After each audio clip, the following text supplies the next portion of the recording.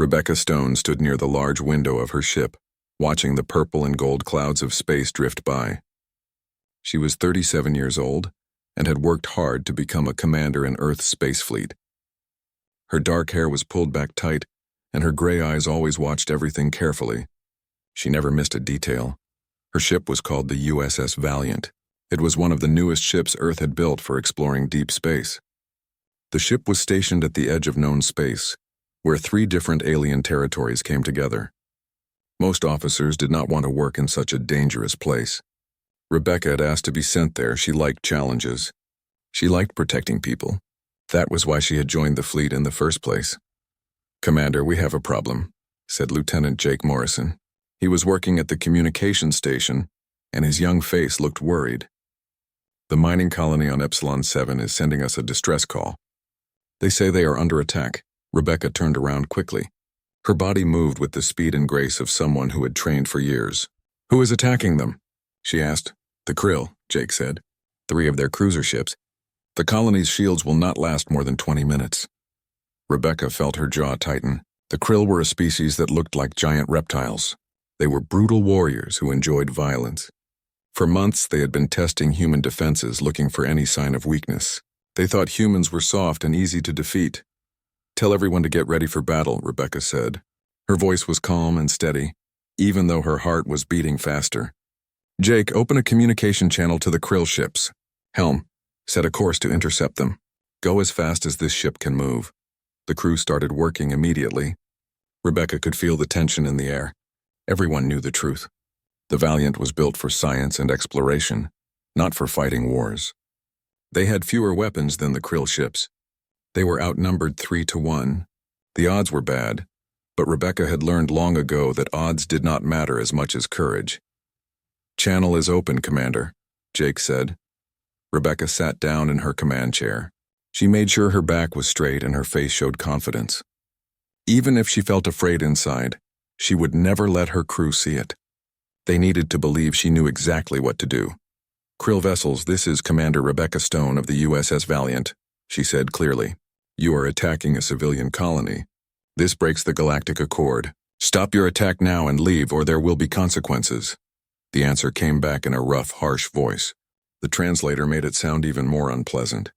"Human vessel, this territory belongs to us. We won it through conquest. You have no right to tell us what to do. Leave now or we will destroy you too." Rebecca heard cruel laughter coming through the speakers.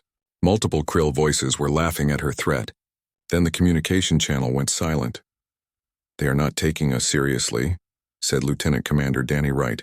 He was an older officer with a weathered face and years of combat experience. He looked worried. "Then we will have to teach them a lesson," Rebecca said. "Danny, target their weapon systems. I want accurate strikes. Do not try to kill them yet, just disable their weapons. Jake, I want you to broadcast everything that happens on all frequencies. Let everyone in this sector see what happens when someone attacks human civilians."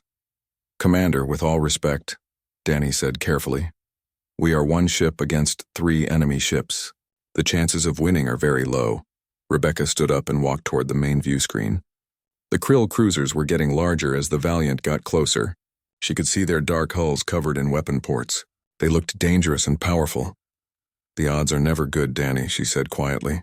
"But we are not here to calculate probability. We are here to protect our people. That is the only thing that matters. Now, are you with me or not?" A chorus of voices answered her. "Yes, Commander. We are with you. Let's do this." Rebecca felt a surge of emotion. These people trusted her. They would follow her into danger because they believed she would lead them well. She could not let them down. "Good," she said. "Then let's show these raiders why humans do not back down from bullies." "Begin the attack."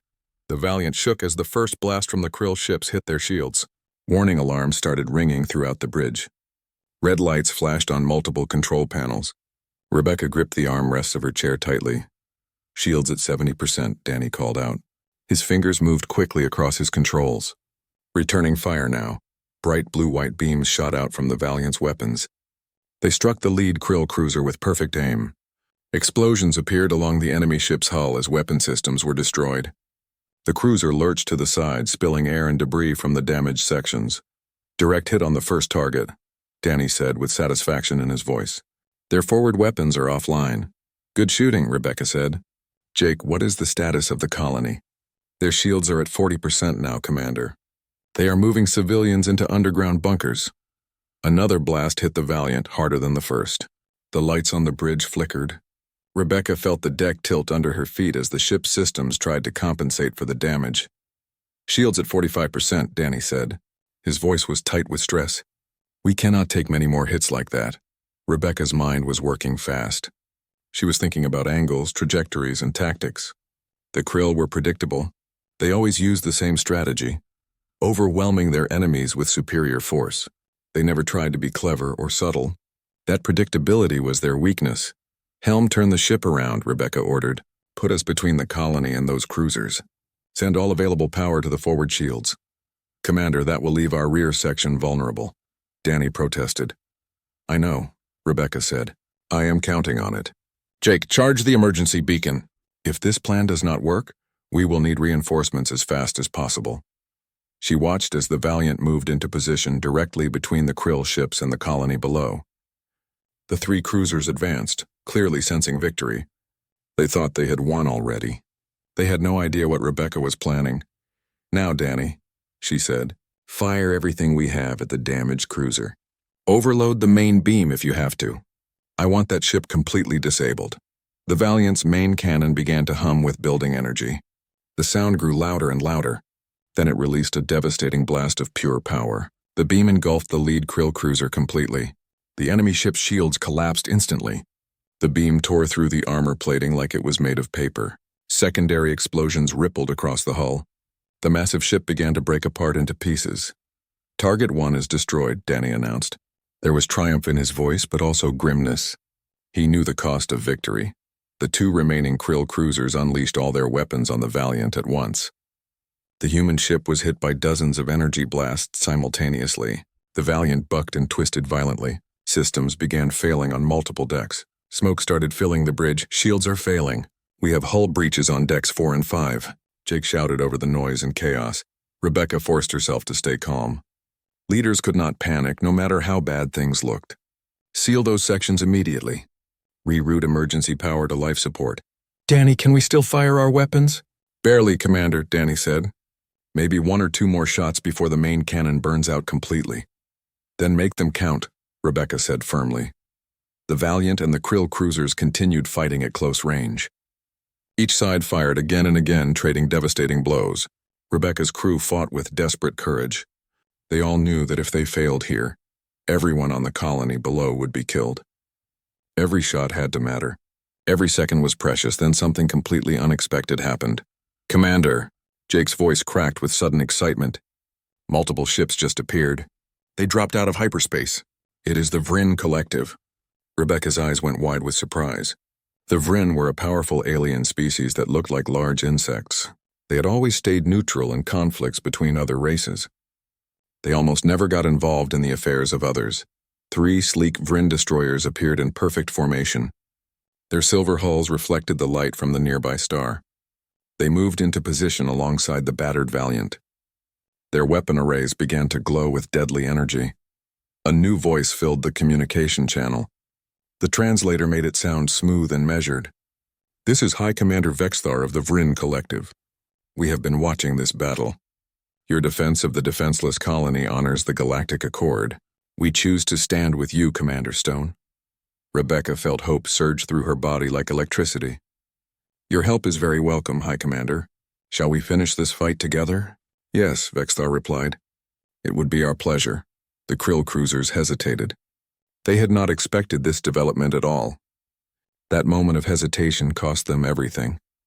The combined firepower of the Valiant and the 3 Vryn destroyers overwhelmed the remaining raiders in just a few minutes.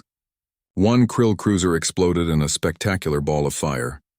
The other managed to escape into hyperspace, trailing debris and sending out distress signals as it fled. As the last enemy ship disappeared, Rebecca finally allowed herself to relax. She slumped back in her chair. Exhaustion hit her all at once. The bridge crew. 6 months had passed since the battle at Epsilon 7. Rebecca Stone now found herself in a very different kind of fight. She stood alone in the center of the Grand Assembly Hall of the Galactic Council, The hall was enormous, with a dome ceiling that seemed to capture starlight itself. Representatives from dozens of alien species sat in tiered seating all around her. Their different forms showed just how diverse life in the galaxy truly was. Rebecca wore her formal uniform. The medals she had earned through years of service gleamed on her chest. Above her, the assembled aliens watched with expressions that ranged from curious to hostile. The Krill had filed a formal complaint against humanity. They claimed the Battle of Epsilon 7 had been an unprovoked act of aggression against them. Their representative, a massive reptilian creature named Groktar, had spent the last hour painting humans as dangerous warmongers. He said humans posed a threat to galactic peace. Now it was Rebecca's turn to speak. "Honored members of the Galactic Council," she began. Her voice was amplified so it filled every corner of the vast chamber. "I stand before you not as a warrior seeking conflict, but as a defender of the innocent. The Krill representative wants you to believe that humanity seeks war, that we are inherently violent and cannot be trusted. He conveniently forgets to mention that his forces were killing unarmed civilians when we arrived." Groktar hissed in anger. His forked tongue flicked out. The colony was built on disputed territory. We had every right to reclaim what belonged to us. Disputed territory? Rebecca's voice grew harder and colder. There were families living on that colony. Children playing in the streets. Scientists conducting research. Farmers growing food. None of them were soldiers. None of them threatened you in any way. You attacked them because you thought you could get away with it. You believed no one would stop you. She turned slowly in a circle, making eye contact with as many representatives as possible. "My species has a saying. It goes like this. All that is necessary for evil to triumph is for good people to do nothing. That day at Epsilon 7 we chose to do something. We chose to stand between predators and their prey. And I would make the same choice again without any hesitation." Murmurs rippled through the assembly like waves. Some alien species nodded their heads in approval. Others looked uncertain or uncomfortable. The Krill delegation glared at her with barely hidden rage. Chancellor Thexnor raised one translucent hand to ask for silence. He was a tall, crystalline being who presided over the council. "Commander Stone, the Krill claim you violated their sovereign space and destroyed one of their vessels. How do you respond to these charges?" Rebecca had prepared carefully for this moment. "With respect, Chancellor, I respond with evidence." She nodded to Jake Morrison, who stood at a control station near the edge of the chamber. The holographic display in the center of the room flickered to life. It showed the battle from multiple camera angles. The recording showed the Krill ships firing on the defenseless colony. It showed the desperate distress calls. It showed the Valiant's attempts to resolve things peacefully. It showed the battle itself in brutal, honest detail. But then the display showed something else. It showed footage from the Vryn destroyers, recordings of previous Krill attacks on other colonies and trade routes, a clear pattern of aggression and violence that stretched back for years. "The Krill have been terrorizing this sector for a long time," Rebecca said quietly but clearly. "We are not the aggressors here. We are simply the first species that had enough courage to say enough is enough." The chamber erupted into heated debate. Some species accused humans of being self-righteous. Others praised their intervention. The Krill delegation demanded immediate sanctions against Earth and all human colonies. Chancellor Thexnor called for order once more. "This council will take time to deliberate on all the evidence. However, I must note that Commander Stone's actions appear to be in accordance with the Galactic Accord's provisions regarding the protection of civilian populations. The Vryn testimony supports this interpretation. The Vryn are biased," Groktar roared. His voice was so loud it hurt to hear. "They have been corrupted by human sentiment and emotion." High Commander Vexthar rose to his full height in the Vryn delegation section. His multifaceted eyes glittered with cold intelligence. "The Vryn Collective makes its own decisions, Groktar. We are not so easily influenced as you might hope. We witnessed Commander Stone risk her ship and her entire crew to protect those weaker than herself. This is not corruption. This is honor. Something your species seems to have forgotten long ago." The rebuke landed like a physical blow. Groktar snarled and showed his teeth but had no good response to give. Rebecca felt the mood in the chamber beginning to shift. She pressed her advantage while she had it. "I did not come here to start a war with anyone. I did not come to judge other species or tell them how to live. I came to explain why humanity will always defend those who cannot defend themselves." It is not about territory or resources or power. It is about doing what is right. And if that makes us dangerous in the eyes of those who prey on the weak, then I accept that judgment gladly." She paused, letting her words sink into the minds of everyone listening. "My species has faced extinction more times than we can count. We have fought each other in terrible wars. We have struggled through natural disasters and plagues. We have overcome obstacles that would have destroyed civilizations with less determination, and through it all we learned one fundamental truth. Strength without compassion is nothing but tyranny, but compassion without strength is meaningless. Humanity offers both to this galaxy if you will have us." The silence that followed was profound and heavy. Rebecca could feel the weight of hundreds of alien gazes upon her. They were judging her, evaluating her words, deciding what place humanity would have in the cosmic order. Finally, Chancellor Thexanor spoke. "This council will recess to consider all evidence that has been presented today. Commander Stone, you have given us much to think about. You may return to your delegation." As Rebecca walked back to where the other human representatives sat, she caught sight of several alien representatives nodding to her with what looked like genuine respect. Others still glared with suspicion or outright hostility. But she had spoken her truth, and she had spoken it clearly and well. Lieutenant Jake Morrison met her at the edge of the platform. His face was glowing with pride. "Commander, that was amazing. You had most of them agreeing with you." Rebecca shook her head slightly. "Not all of them, Jake, but maybe enough. We will have to wait and see what they decide." What she did not say out loud was that she could feel something changing in the galaxy. Old powers were making room for something new. The question was whether that shift would be peaceful or violent. The answer, she suspected, would depend on how many species chose courage over fear in the coming days. 3 days later, the council reconvened. Rebecca stood once more in the center of the great hall, waiting for their decision. Chancellor Thexanor's crystalline form seemed to glow with inner light as he spoke. "The Galactic Council has reviewed all evidence and testimony," he announced. "We find that Commander Rebecca Stone and the crew of the USS Valiant acted within the parameters of the Galactic Accord.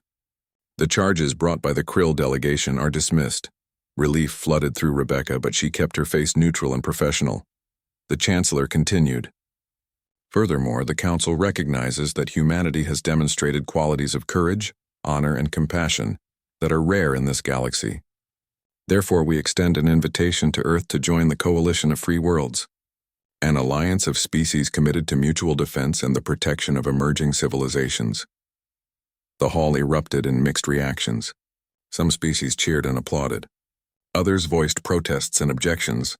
But the decision had been made. Rebecca bowed respectfully to the Chancellor. "On behalf of humanity, I accept this invitation with gratitude and humility. We will strive to be worthy of the trust you have placed in us." As she left the assembly hall, surrounded by congratulating diplomats and well-wishers, Rebecca allowed herself a small smile. Humanity had taken a huge step forward today.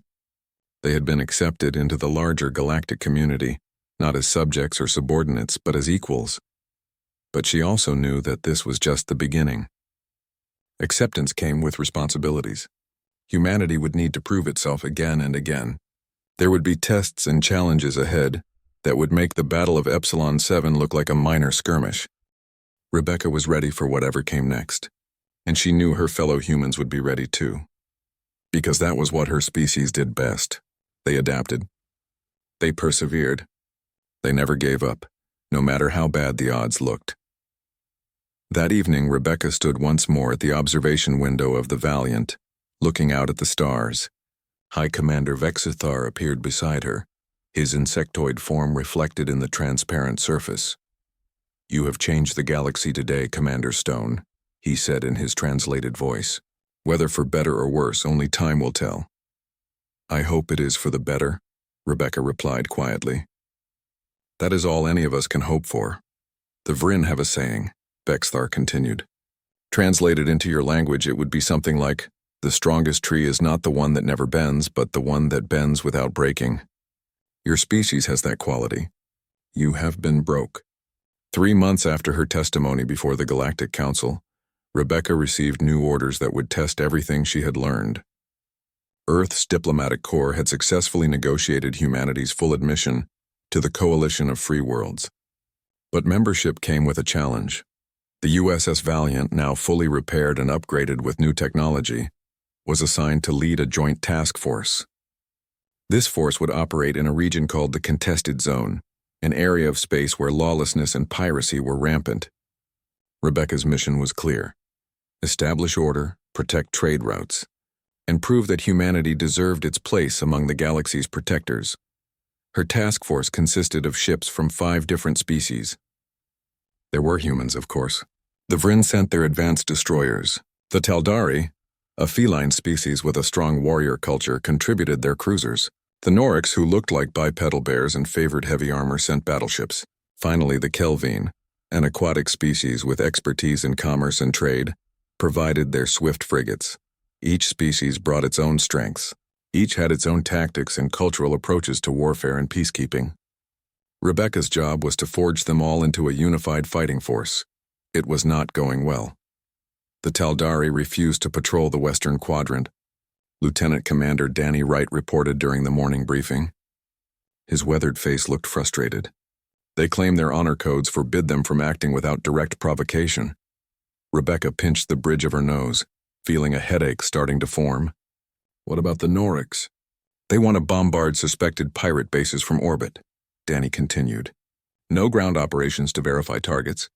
No checking if civilians are present, just overwhelming firepower and damn the consequences. Of course they do. Rebecca looked around the conference table at her senior staff. Everyone looked tired and stressed. The whole point of this mission is to protect civilians and establish legitimate authority. We cannot do that if we are either too cautious to act or too aggressive to care about collateral damage.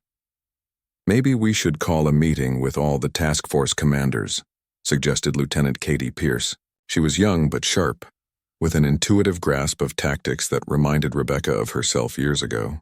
Get everyone in the same room and hash out our differences face to face. Good idea, Rebecca agreed. Set it up for tomorrow. Find neutral ground where all species can interact comfortably. The meeting took place aboard a Vryn observation station, a compromise location that satisfied everyone's security concerns. Rebecca arrived to find the other commanders already engaged in heated debate. Their various translators created a cacophony of overlapping voices that made her head hurt worse. Commander Zelthar of the Taldari was tall and covered in golden fur. His eyes glowed with inner fire. He stood with rigid posture, clearly offended by something the Norix representative had said. You speak of efficiency as if it justifies slaughter. Zelthar's voice was like a musical growl. The Taldari do not wage war on shadows and suspicions. Captain Dorn of the Norix, heavily armored and resembling a massive bear, snorted dismissively. Your precious honor means nothing to the pirates who murder innocent traders. Action is what matters, not noble intentions. Gentlemen, Rebecca cut through the argument with practiced authority. We are not here to debate philosophy. We are here to solve a real problem. The contested zone is lawless because previous attempts at establishing order failed. They failed because the enforcers were either not strong enough or not trusted by the local populations. We need to be both strong and trustworthy. High Commander Vexthar, representing the Vryn contingent, clicked his mandibles together in a gesture that indicated agreement. Commander Stone speaks wisdom.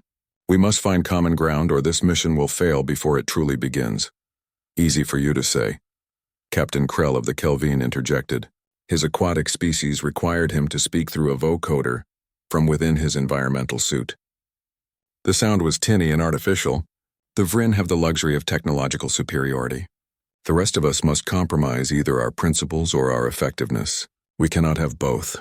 Rebecca leaned forward across the table. Her gray eyes were intense and focused. Then let me propose a solution.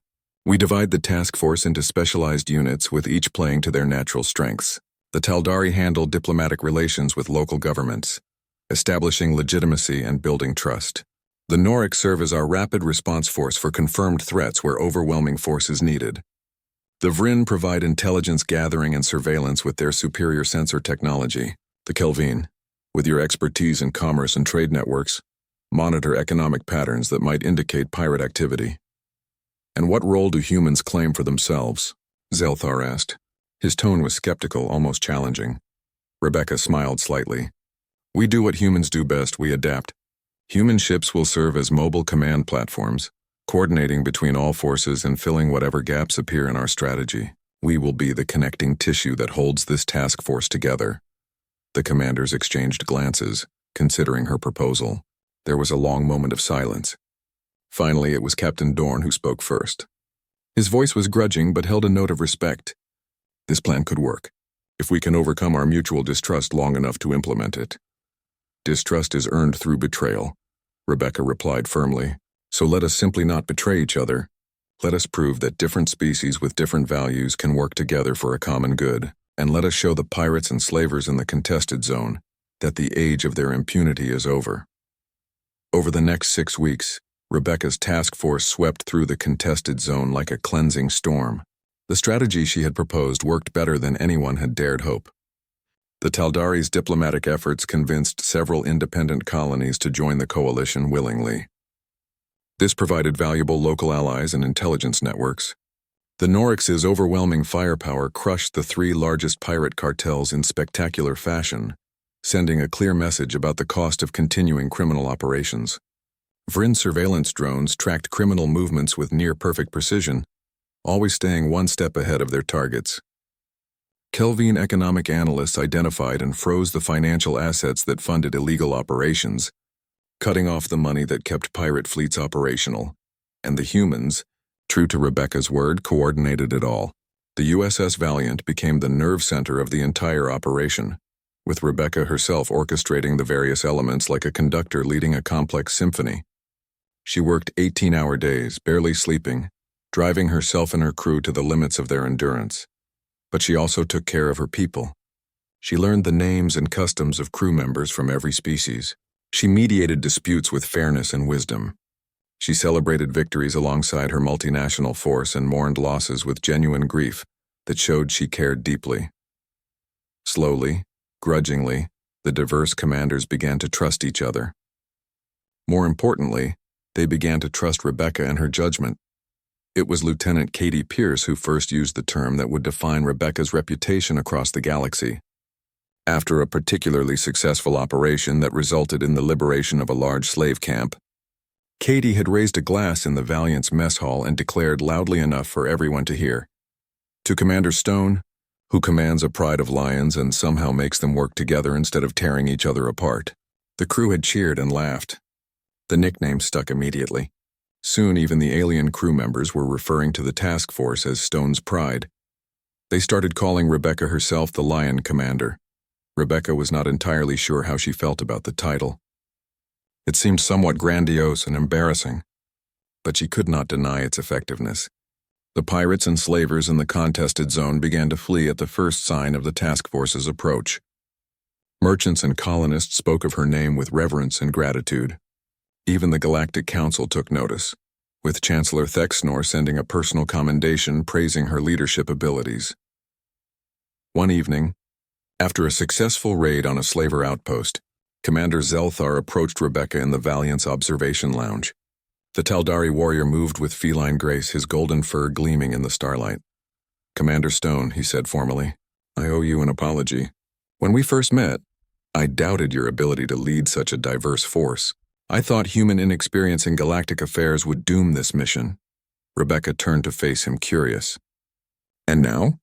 Now I see that inexperience can be an advantage," Zelthar continued. "You do not carry the weight of ancient prejudices and old rivalries. You see us all as individuals with unique strengths rather than as stereotypes to be avoided or exploited. That fresh perspective has made all the difference." "Thank you, Commander," Rebecca said sincerely. "But the credit belongs to everyone willing to look past their differences and focus on the mission." Zelthar made a gesture that Rebecca had learned was the Taldari equivalent of a respectful bow. "Among my people we have a concept called Kel-Resh. It means one who leads by example, who inspires others to be better than they believed possible. You are Kel-Resh, Commander Stone. It is the highest compliment a Taldari can give." Rebecca felt genuinely moved by the statement. "I am honored, truly. Your people." Their supreme commander, a massive being named War-Kresh, opened a communication channel directly to the Valiant. His translated voice was filled with genuine disbelief and barely controlled rage. "What manner of species are you, human, that you inspire such fierce loyalty? What secret power do you possess over these others? Rebecca appeared on his view screen. Her uniform was torn and burned in places. Blood streaked down her face from a head wound she had not even noticed receiving, but her eyes blazed with fire that would not be extinguished. We do not possess power over anyone, Warcrush. We share power freely with those who believe in justice. We believe that true strength is not diminished by lie. The crisis came without any warning, as such things often do. A species called the Drakon emerged from the dark regions of space beyond the mapped sectors. Nobody in the Galactic Council had encountered them before. They were conquerors, a civilization built entirely on the subjugation and enslavement of other races. Their technology was advanced beyond most species. Their military forces were vast and well-trained. Their intentions were utterly ruthless and without mercy. Within just 3 weeks, they had conquered 3 minor civilizations, enslaving billions of beings.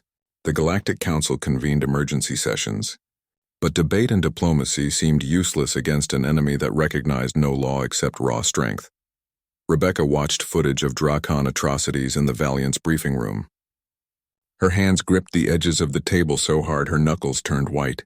She had spent her entire career fighting to protect the innocent, working to build something better than the barbarism of past ages. Now a new threat had emerged, one that made the Krill Raiders look like petty street criminals by comparison.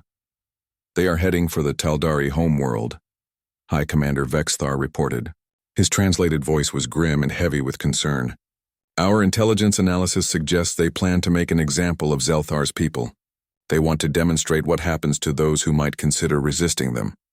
Rebecca stood up and walked to the large tactical display that showed the Drakon fleet's projected movements. 60 ships, each one larger and more heavily armed than anything in the Coalition arsenal. The numbers were overwhelming and terrifying. What is the Council's official response? She asked, though she already suspected the answer would disappoint her. Paralysis and fear. Vexthar clicked his mandibles in visible frustration. Some species want to negotiate with the Drakon. Others want to evacuate the threatened worlds and cede territory to buy time. No one wants to actually fight these invaders. Except us. Rebecca's voice was quiet but filled with determination like steel. Send word to all members of Stone's Pride. Tell them we are going to the Taldari homeworld, and we are going to make a stand there. Commander, Vexthar said carefully, our combined forces number only 18 ships. Against 60 Drakon vessels, the mathematical outcome is not favorable. We will almost certainly be destroyed. Rebecca met his multifaceted gaze with steady eyes. The outcome is always uncertain until the last shot is fired, High Commander. And even if we do lose, someone has to show the galaxy that there are lines that cannot be crossed without serious consequences. Humanity learned that lesson the hard way throughout our history.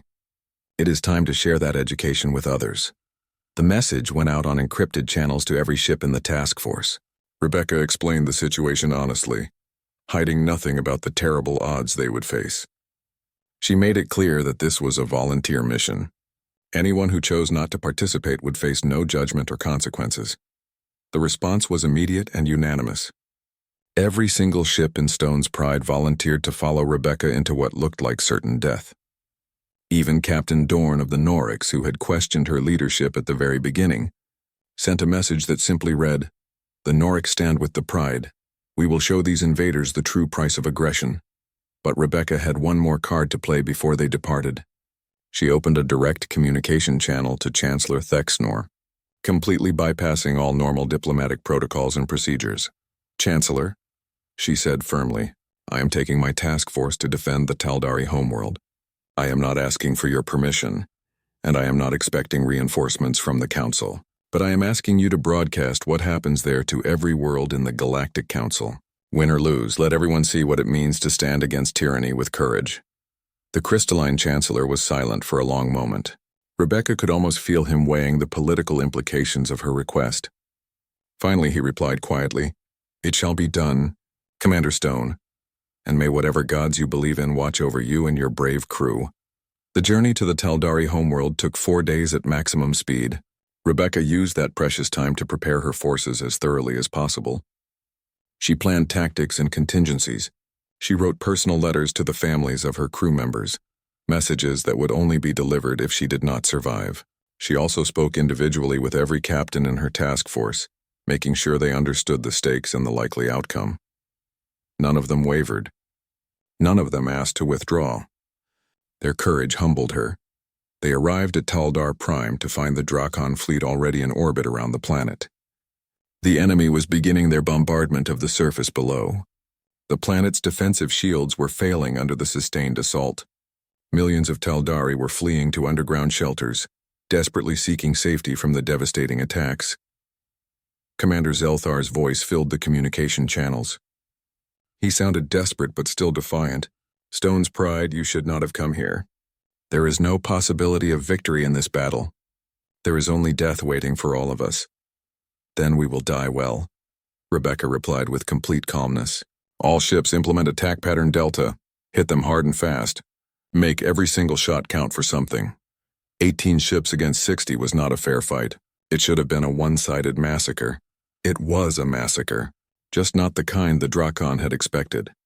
Rebecca had learned much during her months commanding the Pride.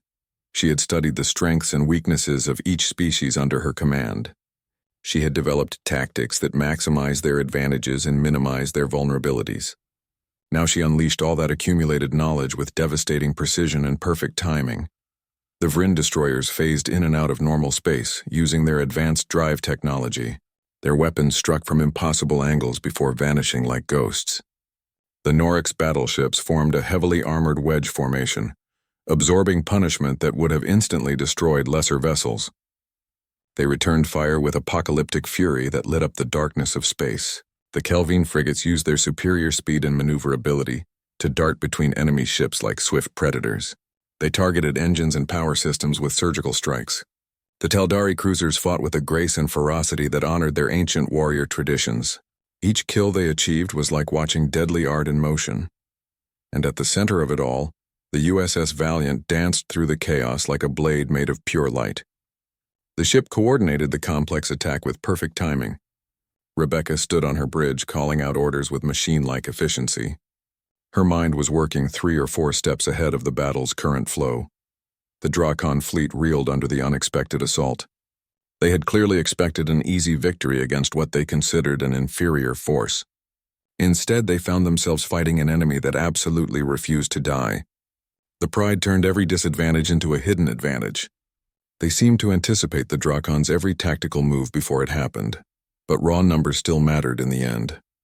One by one, ships from Stone's Pride were crippled or destroyed outright.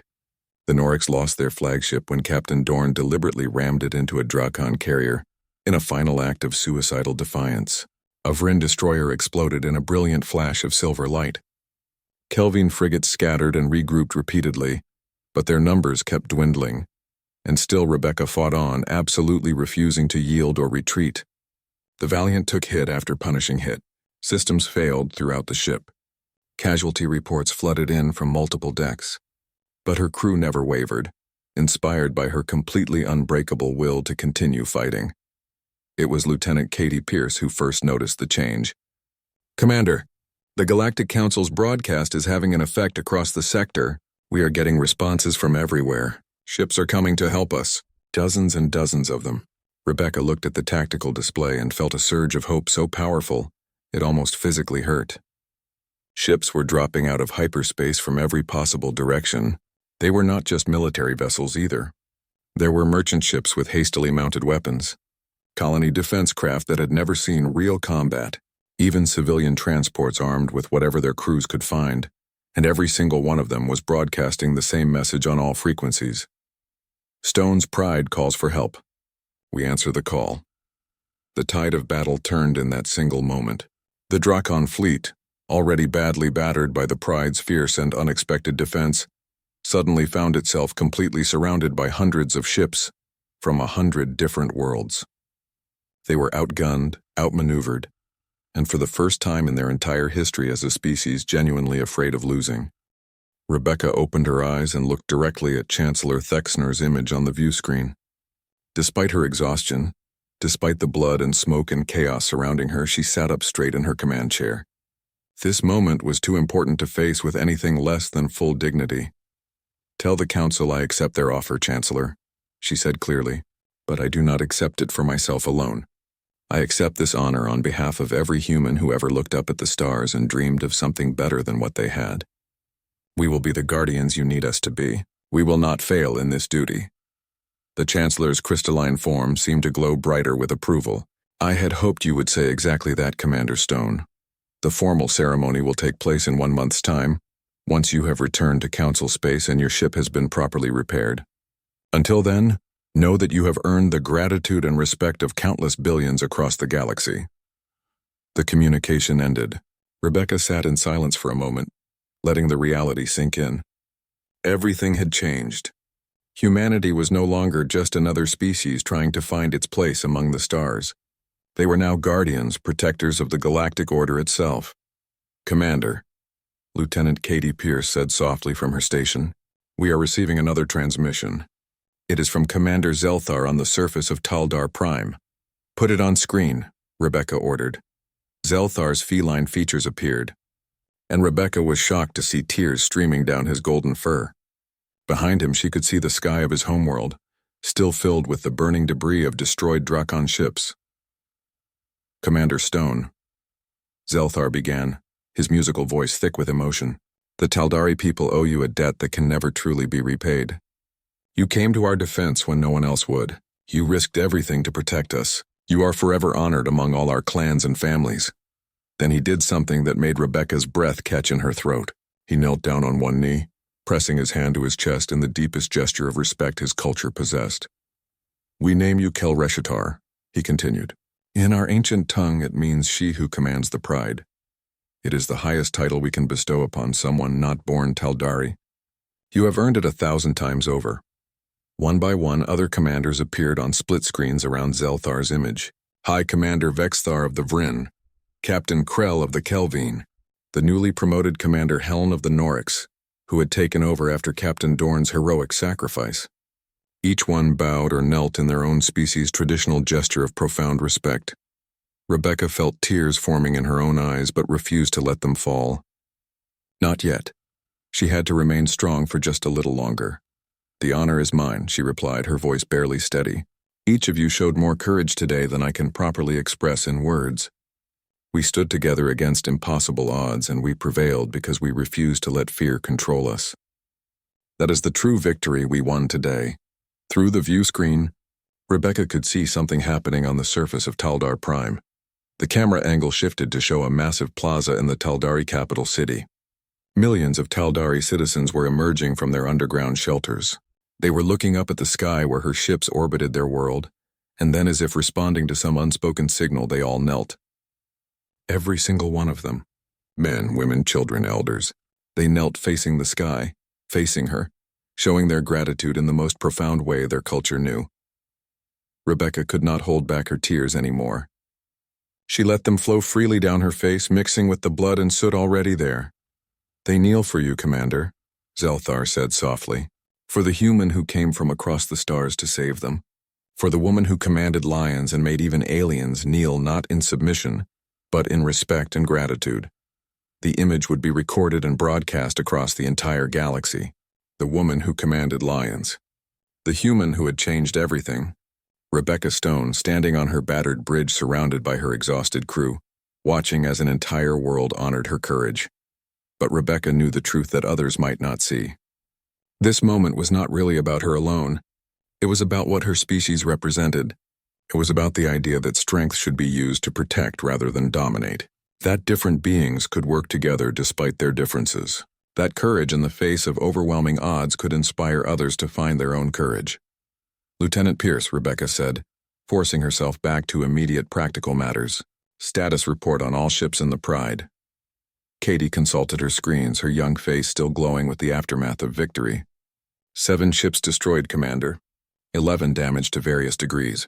Casualty reports are still coming in, but preliminary numbers suggest we lost over 300 personnel across all vessels. Rebecca closed her eyes briefly, feeling the weight of each lost life. They had won, yes, but victory always carried a terrible cost that could never be forgotten or minimized. "Make sure every family is notified personally," she ordered. "No form letters. No generic messages. They deserve better than that, and I want a full memorial service scheduled as soon as we reach port. Every single person who died today will be honored appropriately."